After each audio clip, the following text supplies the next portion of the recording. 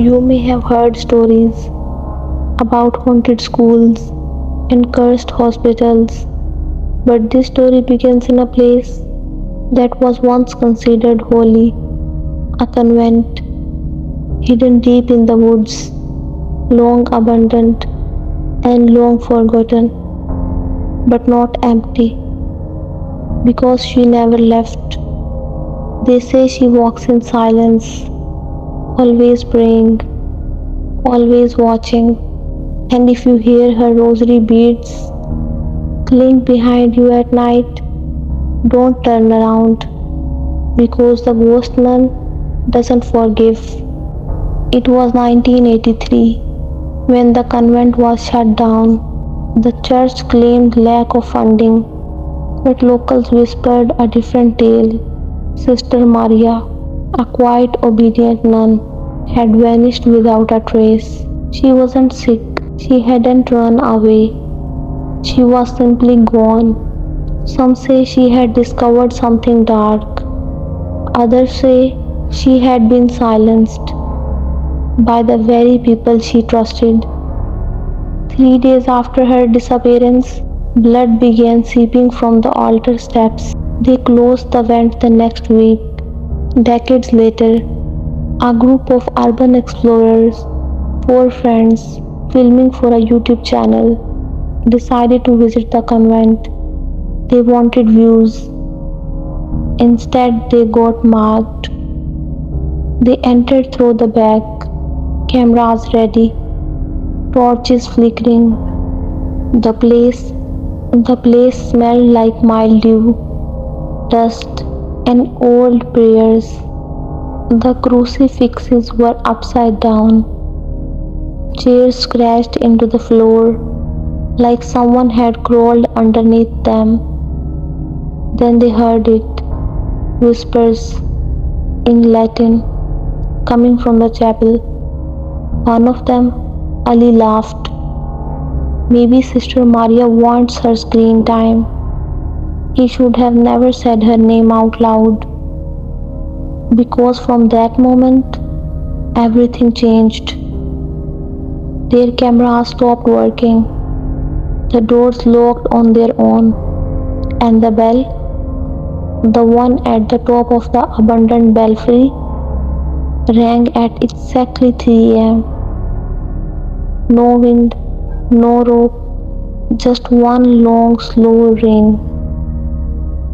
Then came the footsteps, slow even, like rosary beads tapping against stones.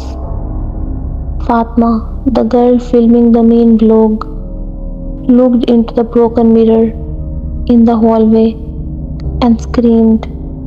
In the reflection behind her, a woman stood in a tattered black habit, skin pale and tight like wax, eyes missing, just hollow red sockets, and a grin that stretched all the way to her ears.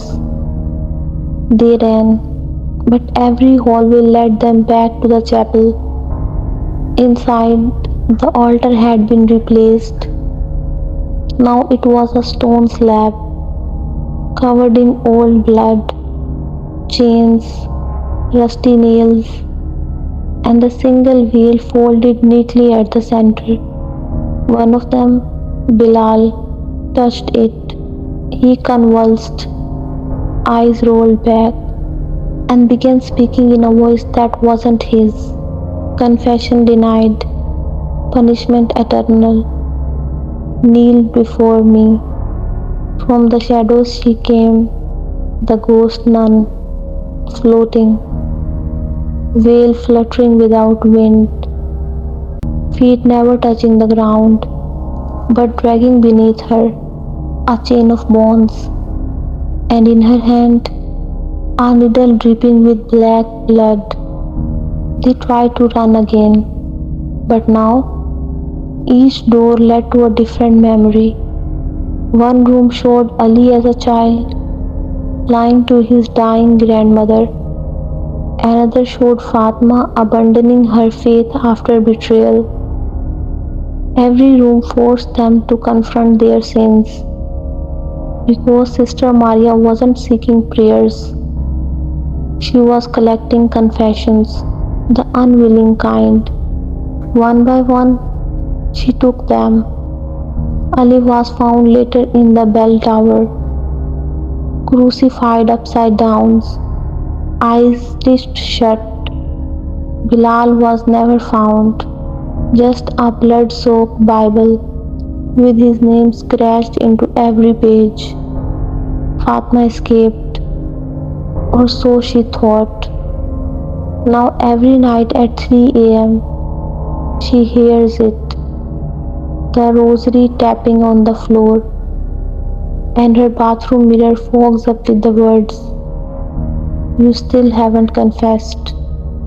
They say the ghost nun only comes for those with unspoken sins. She doesn't ask you to believe, she asks you to pay.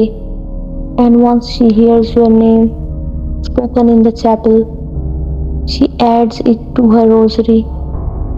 One bead for every soul taken,